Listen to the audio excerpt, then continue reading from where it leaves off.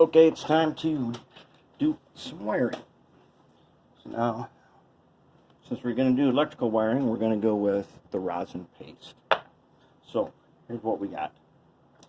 Remember when we talked about how if you put a switch somewhere and then it's got plastic rail joiners in it, like the end of a block, you end up with orphaned rails. Okay, these rails are isolated by these gaps, and they got to get power from somewhere. Now, usually they would get power coming in from the rail they're connected to, but sometimes with a plastic rail joiner on, they become orphan rails. We don't want that. Yes, we could add feeders, go down through the benchwork and bring up a feeder, but it's just easier if we go ahead and add wires now, not feeder wires. What we're going to do is we're going to add a little bit of paste on. What I'm going to do is I'm going to put I'm going to attach, there's a gap right there, right? So we have a red rail here, a black rail here, and there's a gap in there.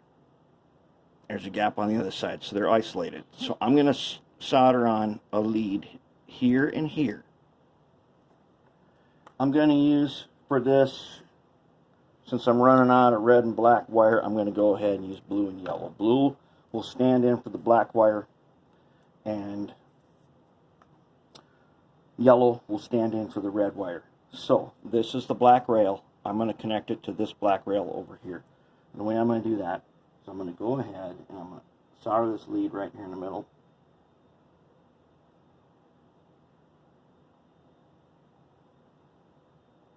I already had it tinned.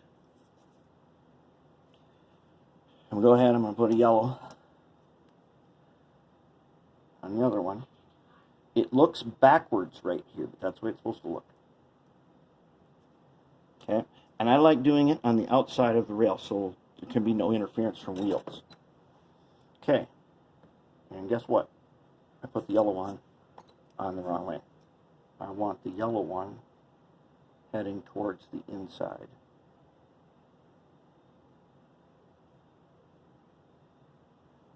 Which would be my red wire. Because now I'm going to go under like that, and I'm going to connect on right on this PC board that is over here.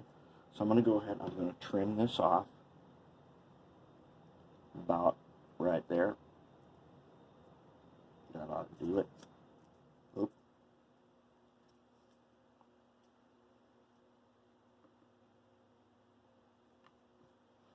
Okay. This one is going to come over and connect onto this red rail about there. So trim that one off.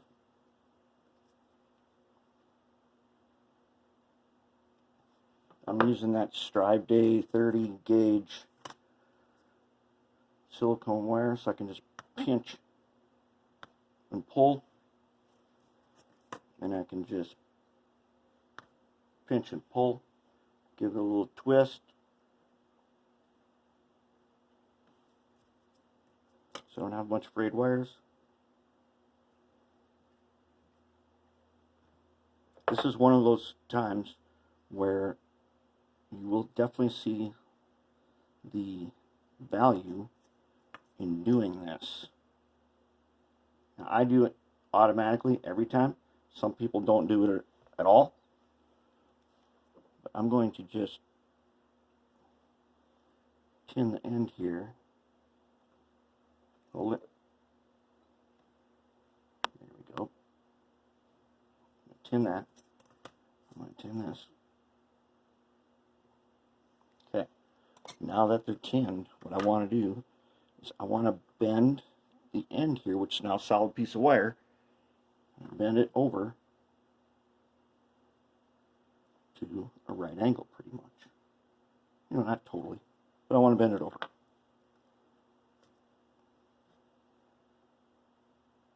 Like that. Looks like a little hook on the end. Okay, then I'm going to go ahead I'm going to put a little bit of flux here. I'm going to try to connect on right next to the guardrail. Once this is painted, they'll be out of sight. You won't really see it. They'll be between the ties. So, let's pull the yellow one through. Take our tweezers, pull it through, pull it around.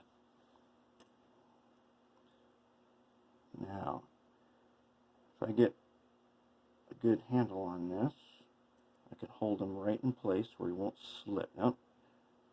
That's why I like that little angle. So lay right on there. I should be able to just touch and go. Just like that. Now I gotta do the other one. Let's put some weight on it. Hold it in place.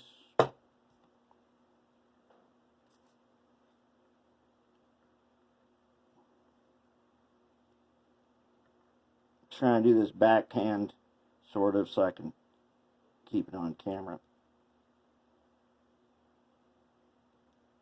There it is. There it is. That's what we got. So now what we have, these are no longer orphan rails, and I don't need to put feeders in through the bench work. That's pretty good. And if I ever pull the switch up and move it somewhere else, I don't got to undo feeder wires. Looking pretty nice, I'd have to say. I've taken the wire wheel a little bit. I've run around here and done a little bit of polishing. Even though I'm going to paint it, I still like to clean it up just a little bit. But we're getting in good shape. And this seems, if you're watching this whole playlist, and what are we like, way over 2 hours, maybe 3 hours. Remember, I'm doing 3. I got 2 more over here that I'm doing at the same time and making these videos. So if you do this, once you learn this, you should do 2 at a time for sure. Do 2 at a time for sure. And I think you could knock this out in an hour. And as you get faster, like I said, I think you could get it down, pre-prepare everything. You get it down to, 2 of them in a half hour if everything is pre-prepared. All right, next up,